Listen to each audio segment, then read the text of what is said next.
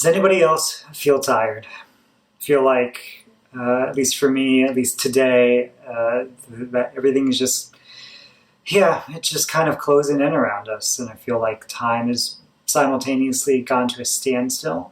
And it's also all compressed and everything's happening fast and at once. I feel like time has no meaning, and that all just turns into a sense of weariness.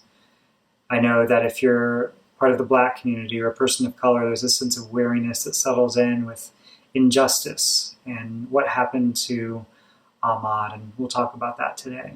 I know that if you're a parent, there's a sense of weariness of that, the fact that your kids are still in your house.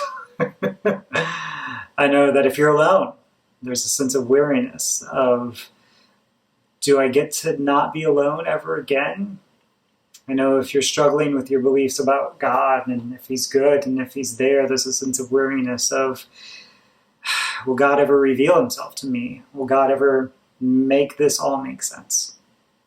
And that's why we're in this series called Out of Control, Why Terrible Things Happen, a study on the book of Job. And today's going to be a little bit different than some of our other Sundays. I'm pre-recording this, and we're going to have some opportunities for conversation and talk. And so I'm going to talk for a little bit. There's going to be a question that shows up on the screen, and then there'll be some time where we can go to the chat and talk for a little bit, just for a minute and a half.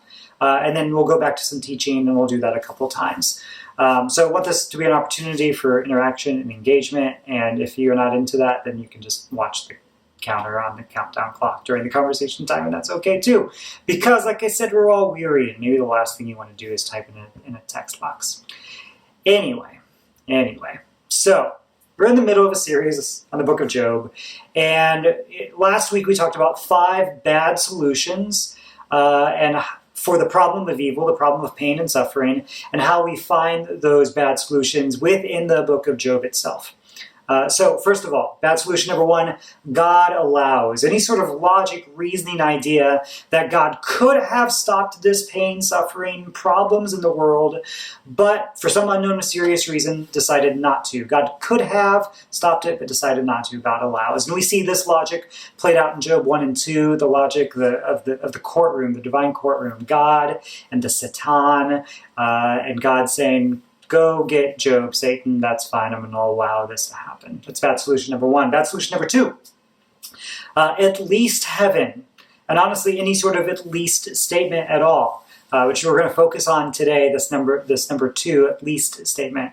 But particularly at least heaven. Hey, I know this really terrible bad thing is happening, but at least heaven's going to be great, right? And we see that at the end of the book of Job, the last chapter where Job gets new children and all of his flocks are doubled, and it's a happy ending. That's a bad solution to the problem of pain and suffering because it doesn't actually answer anything. Number 3, God punishes. This is the perspective of Job's friends throughout the entire book. The idea that, look, if you do bad things will happen to you. If you do good things will happen to you. And the reverse, that if there is good things happening in your life, it's because you deserve it and God's blessing you. And if there are bad things happening in your life, it's because you deserve it and God is punishing you. You can read it either way. That's what Job's friends say. There's also the God's ways are not our ways logic. That's bad solution number 4. And this is what Job himself believes. He basically believes that God has given up any sense of justice, that God is unpredictable, unknowable, that God smiles at the wicked flourishing. God laughs at the innocent suffering. God is just, can do whatever he wants, and that's absolutely fine. And bad solution number 5 is that God doesn't need us. He doesn't need to answer us. He doesn't need us to question him. And this is the answer of the God in the whirlwind in the last few chapters of the book of Job. The God who shows up there doesn't need to give us any answers, doesn't need to explain himself. So please just be quiet. And what I argued for last week is that Job is intentionally unsatisfying, that whoever wrote the book of Job, they wrote it as this play, this drama that would be performed as a way to show the audience all of the really unsatisfying ways to answer the question of evil and pain and suffering in the world. It is meant to confuse us. It is meant for us to read the book of Job and say, that's not helpful. Okay? Now, we also talked about the things that we do know about God. Number one, that God is love. That love means something. It has definition and character. We can say definitive things about what love is like. We talked about how God can't do certain things. God can't lie. God can't get tired. God can't sin. God can't deny his own character. God can't not be loving because God is love, and so God must always be loving. And we talked about the fact that God is knowable through Jesus. We can know what God is like because we know what Jesus is like. Thanks to the gift of Scripture, we can know that Jesus lived out the love of God. According to the book of Acts, Jesus went around empowered by the Spirit of God doing good. When he came across sickness, he healed it. When he came across hungry people, he fed them. There was never a time in Jesus' life where he inflicted pain onto someone or where he saw someone in pain and didn't try to help.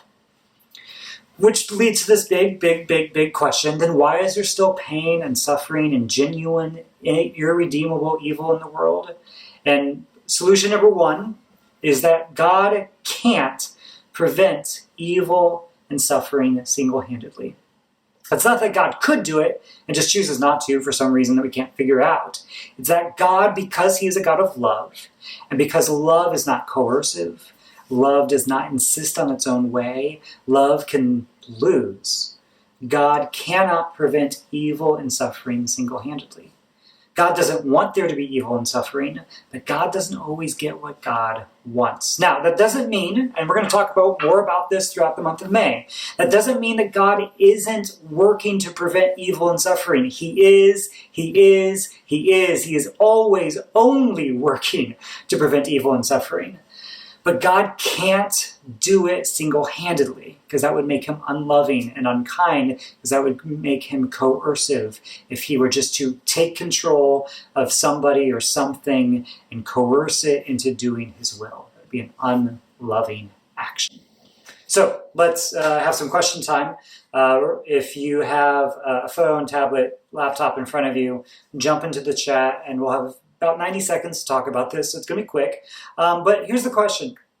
What are some of the stupid, unhelpful, or unkind things that have been said to you when you've been going through a hard time? What are some of the stupid, unhelpful, or unkind things that have been said to you when you've been in pain, when you've been hurt, when something bad has happened in your life? So jump into the comments. I will be there too, and we can talk about this together.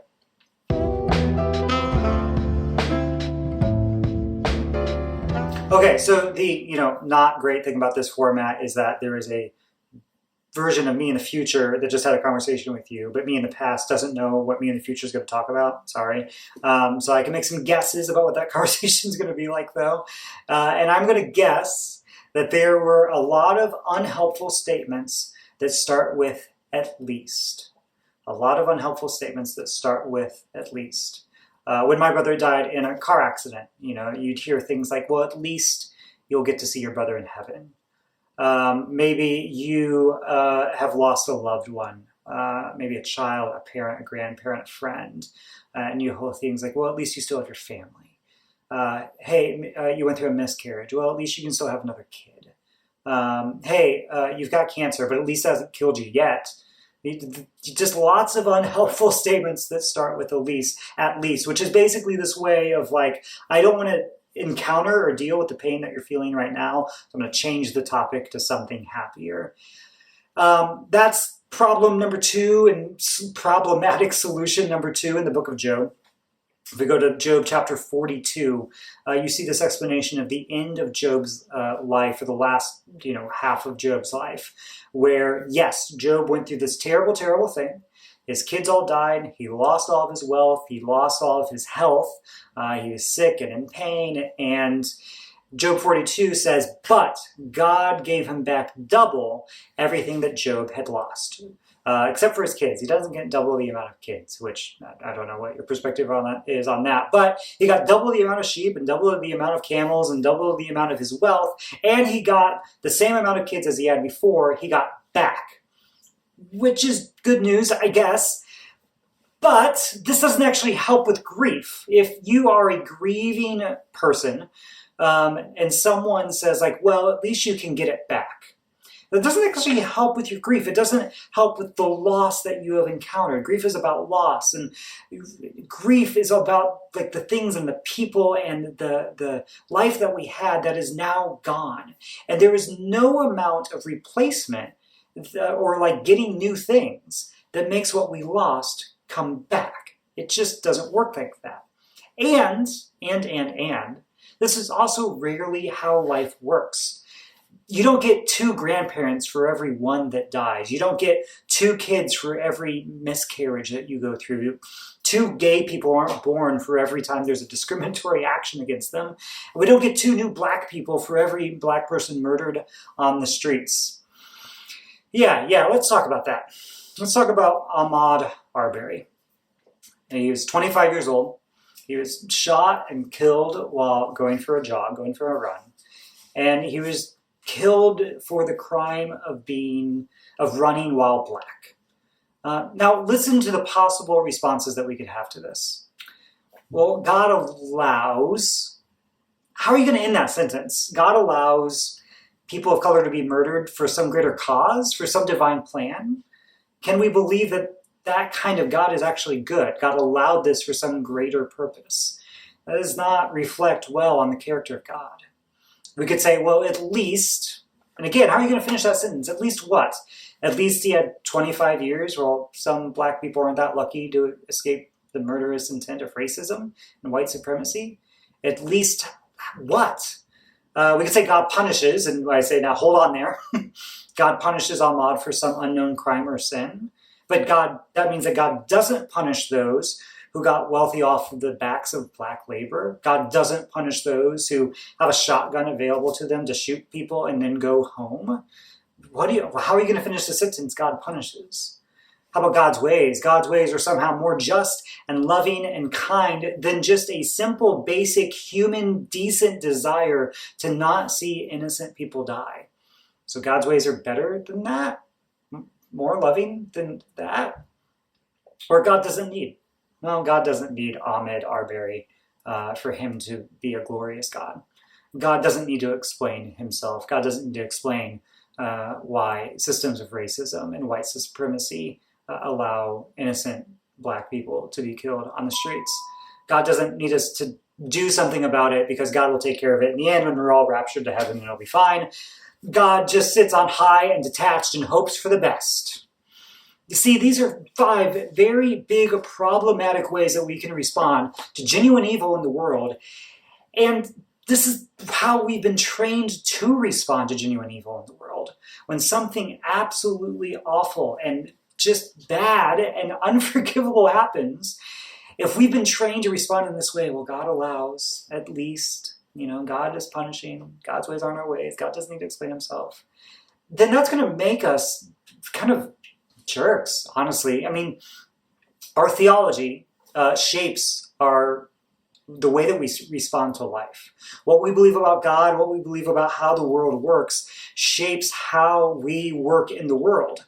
And bad theology just leads to bad living. Bad theology can make us either say things about God that are blasphemous and untrue. It can also make us move in the world in ways that are harmful and wrong, or it can move us into passivity. Because we feel like if God isn't going to do anything about it, then I'm not going to do anything about it either.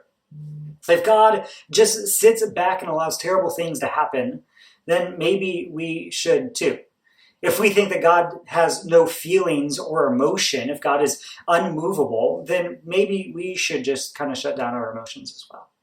If we think that God is a murderous, punishing God that has no problem slaying entire races of people, making sure that women and children die for the sins of God knows what, then maybe we think that we should respond in the same way. And if there's some collateral damage along the way, well, God seems to be fine with that. If we think that God's ways are above our ways, then we might just believe in a God not worth believing in. If we think that God doesn't need to explain himself and doesn't need people, then we might just reject everyone and everything as well. Bad theology leads to bad living. So, If we believe in an unfeeling, uncaring, unmovable God, this is a question for discussion now. How might that negatively shape our actions in the world? If we believe in an unfeeling, uncaring, unmovable God, how might that negatively shape our actions in the world?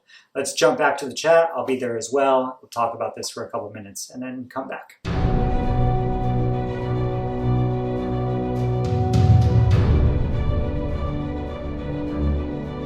Bad theology leads to bad living, which is why we need to talk about these hard questions so we get our heads on straight about what is really true about God.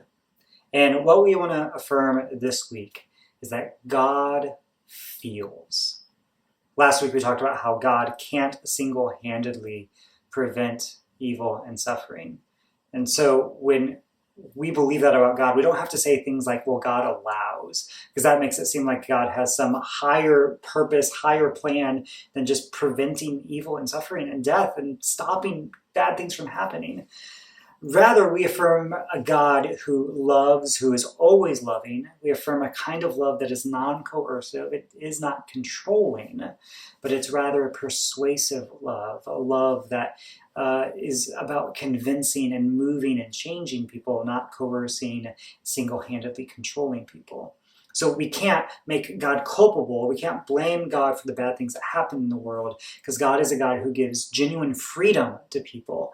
And then when God gives genuine freedom, this is the New Testament, where the Spirit of the Lord is, there is freedom. The Spirit of the Lord is everywhere. There is genuine freedom for people to make their own choices.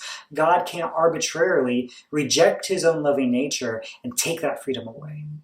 We also affirm that God is a God that feels. Classical theology, in an effort to protect God from paganistic or kind of juvenile thoughts about God, what God is like, described God as the unmoved mover, that God was eternally timeless, unaffected by the world, incapable of emotion, feeling, or what we might describe as thought. God wasn't personal in classical theology, but super personal. He was above being personal, and we could not conceive of what that might be like. And lots of other theologians say that this classical theology actually ignores how God reveals himself in Scripture, and particularly in the person of Jesus. Let's talk about some of God's feelings here for a second. Isaiah 42 says this. This is God talking. God says, like a woman in childbirth, I cry out, I gasp, and I pant. And this is talking about God's efforts to bring all things in the world to renewal. Isaiah 63 says this, and when they suffered, God suffered too, and the messenger of his presence acted to save them. This is not the God that's the unmoved mover. This is not the God who is so far above and beyond that he cannot comprehend what it's like to be human. This is the God who suffers alongside.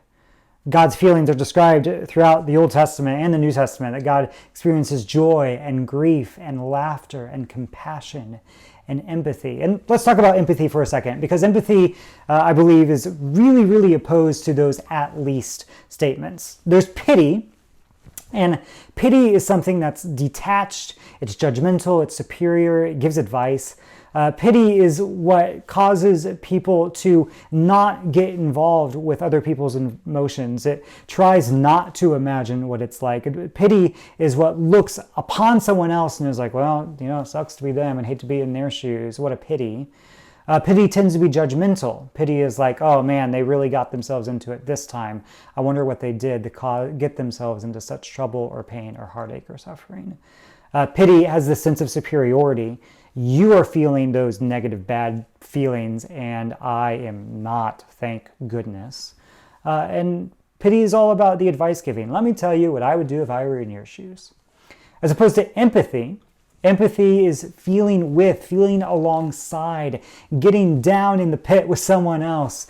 And like, yeah, I've been here before and I know the way out. Or, actually not even that, just, I'm here with you. I'm here with you. Pity isn't judgmental. Empathy isn't judgmental. Empathy holds space for the other person. It doesn't try to create a story or a narrative about why this person is feeling the way they are. It simply allows that person to feel without fear of judgment. Empathy is all about sharing a humanity with somebody. It's not a superiority of you're feeling that negative thing and I just can't even imagine what it must be like to feel so bad. Empathy shares that human experience altogether of, yeah, I can think of a time where I've also felt that sad and angry and hurt. I've been there too. Empathy isn't about advice giving. Let me tell you how to get out of this situation. Empathy is about companionship. It's about whatever it is you're facing, let's face it together.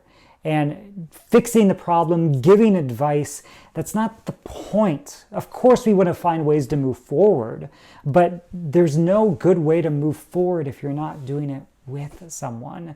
And empathy is all about that feeling with, being with. And we see this shown most clearly in the person of Jesus Christ. Jesus is the suffering God in the flesh. Jesus is the God who weeps at the death of a friend. Jesus is the God who defends the vulnerable. He gets down in the muck and the mud with those who are experiencing colonialism and racism and prejudice, and he gets down with them and defends them and experiences that pain with them. Jesus is the suffering God who puts himself in the place of those who suffer. I think about the woman who was caught in the act of adultery and forgiven by Jesus. And this woman is thrown into the middle of a mob that's about to lynch her. And Jesus' response is to actually get into the middle with her. Jesus was ready to be lynched in her stead, and in fact, was. Jesus is the suffering God who is like the Good Samaritan. The religious people walked by the man who was beaten up and thrown into a ditch. And the Good Samaritan, who represents Jesus, is the one who gets close to this person who has been ostracized and hurt and wounded and gets down with him. Jesus, of course, is the suffering God who suffers on the cross. And for reasons that take a long time to get into right now, but takes on the sin and the darkness of the entire world, takes on the forces of evil, and applies that to himself. And this is a God who suffers and suffers and suffers alongside us. He doesn't suffer so that we don't have to suffer. I think that's a kind of bad and cheap way of explaining what Jesus did on the cross. Jesus suffers just as we suffer too. This is the kind of God that we worship, not the unmoving, unfeeling God, but the God who feels and suffers alongside. There's a song that Christians have sung for a couple decades now, I feel. It says, "Break my heart for what breaks yours." And what I love about the God that we worship is that God's heart breaks by what breaks us. God's heart breaks by what breaks us. We believe in the God who feels. God feeling, just to be clear though, is not enough. If our only kind of logical response to pain and suffering in the world is God feels it too, then we still have a deficient God, a God who is not all loving. If you came across a car accident and you got out of the car and you find the driver pinned and bleeding and crying for help, would you just go to that person and say like, well, I could help you. I could kind of push open the car, but instead I'll just stand by. Instead of rescuing you, I will empathize with your suffering. I'll just imagine what it's like to be in your place.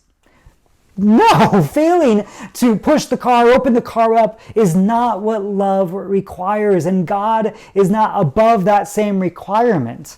If God came across somebody in a car, if Jesus came across somebody in a car and bleeding, crying for help, Jesus would do whatever he could to open up that car, get that person out. God isn't just the God who empathizes with us. God gets involved. So let's do a few takeaways for this week. Number one, Remove the phrase "at least" from your vocabulary. If somebody ever comes to you and they have a problem, they're hurting, they are encountering pain, sickness, death, loss, just don't use the words "at least." It's going to be pretty rare that that's ever going to be a helpful thing to say. Number 2, if your theology, your beliefs about God, move you to inaction and unfeeling, check your theology up against an active and feeling God. And number 3, when you pray, remember that God feels with you. God is not a brick wall. He is not the unmoving God. He is not far off and distant, just watching down from some other place. God is moved by what moves you. And God is always working for your good.